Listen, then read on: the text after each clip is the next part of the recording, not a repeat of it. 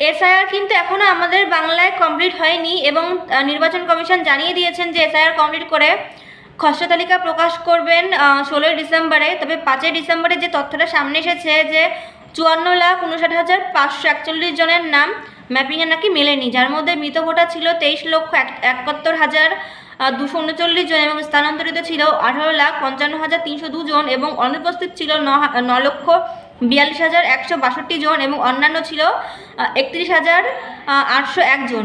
মানে 54,59,541 জনের নাম এখনও পর্যন্ত ম্যাপিংয়ে মেলেনি। এবং যেহেতু এসআইআর এখনও অনেক জায়গায় বাকি আছে মানে হচ্ছে, অনেকে এখনও এনুমারেশন ফর্ম জমা দেয়নি, তো এখনও কিন্তু পুরোপুরি খসড়া তালিকা প্রকাশ করা হয়নি। তো পরে এই সংখ্যাটা একটু মানে কম বেশি হতে পারে, তবে যেহেতু এখনও পর্যন্ত এসআইআর প্রক্রিয়া চলছে, তো সংখ্যাটা এই যে সংখ্যাটা আমি বললাম যে ম্যাপিংয়ে নাম মেলেনি, তো এই সংখ্যাটা বাড়বে, সেটা কমবে না। তো এখন আমার কথা হচ্ছে যে মাননীয় মুখ্যমন্ত্রী মমতা বন্দ্যোপাধ্যায় কী করছে, তার রাজ্যে লক্ষ লক্ষ মানুষ এই যে ভুয়ো ভোটার মানে অনুপ্রবেশকারীরা এই যে ভরে গেছে, তিনি কি দেখতে পাচ্ছেন না? আবার এদেরকে রেখে দিয়েছেন, এদেরকে আবার আমাদের সমস্ত রকম প্রকল্পে সুযোগ সুবিধা দেওয়া হচ্ছে, আমাদের টাকায় ভাগ বসাচ্ছে, আমাদের সমস্ত সুযোগ সুবিধা এটা ভাগ বসাচ্ছে।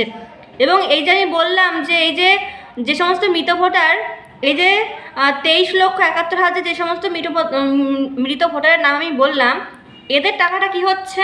এদের টাকাটা কিন্তু নেতা মন্ত্রীদের পকেটে যাচ্ছে, কারণ এরা তো মৃত, এদের টাকা কোথায় যাবে? এদের যে লক্ষ্মীর ভাণ্ডারের টাকা, এদের যে সমস্ত টাকাগুলো আছে, সেই সমস্ত লক্ষ্মীর ভাণ্ডারের সমস্ত প্রকল্পের টাকা কিন্তু নেতা মন্ত্রীদের পকেটেই যাচ্ছে।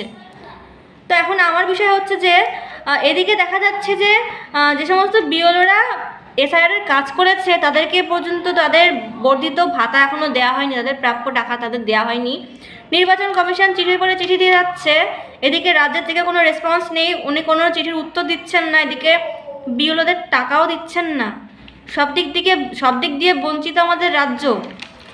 মানে কি অবস্থা করে রেখেছেন বাংলার মাননীয়া, কি বলবো, কোনো কিছু বলার নেই। এবং এই সমস্ত দেখার পরেও যদি বাংলার মানুষের চোখ না খোলে, সেখানে কিছুই বলার নেই।